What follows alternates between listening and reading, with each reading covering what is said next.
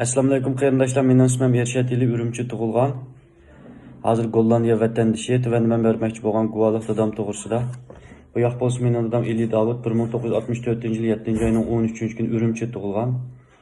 2018-yil 4-oyning 21-kuni atalmış tarbiyalash lageriga elib ketilgan peti hozirgacha hech qanday izderki yo'q. Hech qanday surishda, hech qanday javobga erisha olmadik.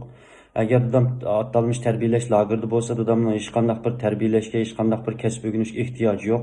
Agar turmada qamalgan bo'lsa, dadamning hech qanday bir gunohi yo'q. Normal bir davlat xizmatchisi. Hozir navbati chiqqan xabarga 3 million Uyg'urni qo'yib berdik, oilasi bilan xo'shal-xuram jam bo'ldi degan xabarning yolg'onligini isbotlash uchun men tuvanlik guvohlikni berdim. Agar 3 million Uyg'ur qo'yib berilgan bo'lsa, mening dadam nerede?